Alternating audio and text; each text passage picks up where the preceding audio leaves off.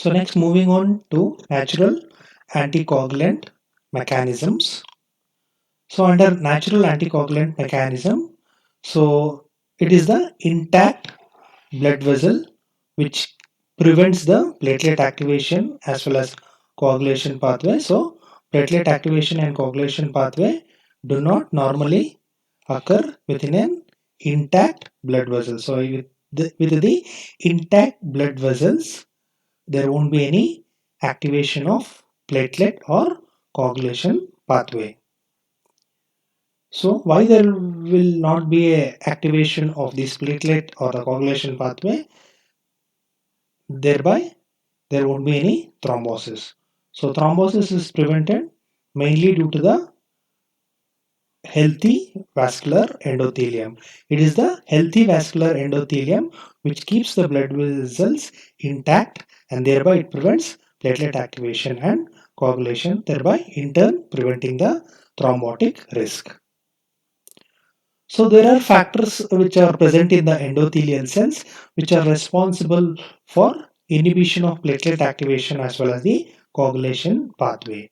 One among that is the nitric oxide and prostacyclins, which are synthesized by endothelial cells will going to inhibit the platelet activation.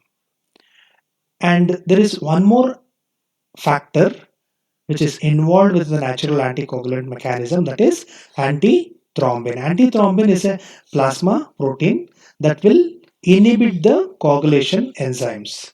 So these antithrombin, by inhibiting the coagulation enzyme, they are going to inhibit the all the pathways, that is extrinsic, including extrinsic, intrinsic as well as the common pathway.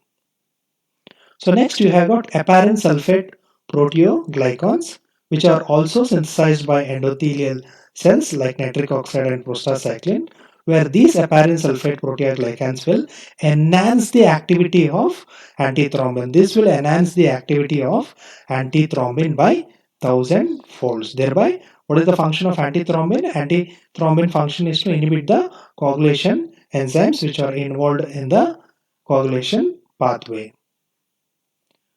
So there is one more factor, that is protein C, which is a plasma zymogen, which is homologous to the factor 2, 7, 9 and 10. These protein C activation mainly depends on binding of calcium to the GLA residue within its amino terminal domain. So once it gets activated after binding to the calcium, these activated protein C binds to the EPCR. EPCR stands for endothelial protein C receptor, which then present it to the thrombomodulin complex for complete activation.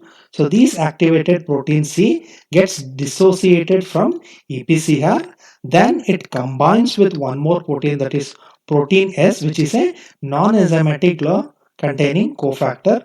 So thereby the activated protein C is responsible for degradation of factor 5A as well as factor 8A. That is, it degrades the factors which are activated. So it degrades the activated factor 5 and activated factor 8. So without these activated factors like 5A and 8A, there won't be activation of prothrombin as well as the factor 10. So in the absence of factor 5A and 8A, the rate of activation of prothrombin and factor 10 will be greatly diminished. It will be reduced. Thereby, what will happen? In turn, the thrombin generation will be attenuated. So these protein C, the main function is to degrade the factor 5A and 8A, which are responsible for activation of prothrombin and factor A. Thereby, it will attenuates the thrombin formation.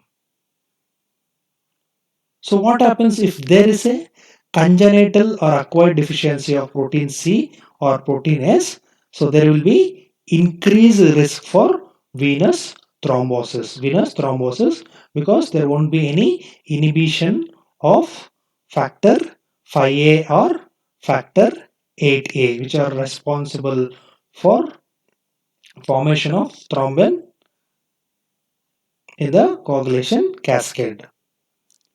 So there is one more factor which is involved in natural anticoagulant mechanism, that is tissue factor pathway inhibitor. It is also a natural anticoagulant which is found in a lipoprotein fraction of plasma, or it will be bound to the endothelial cell surface.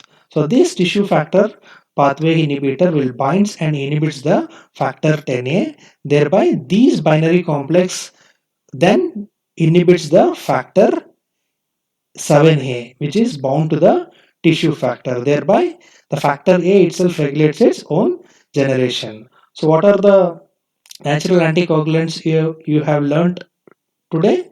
It is you have learned prostacyclin, which inhibits the platelet formation.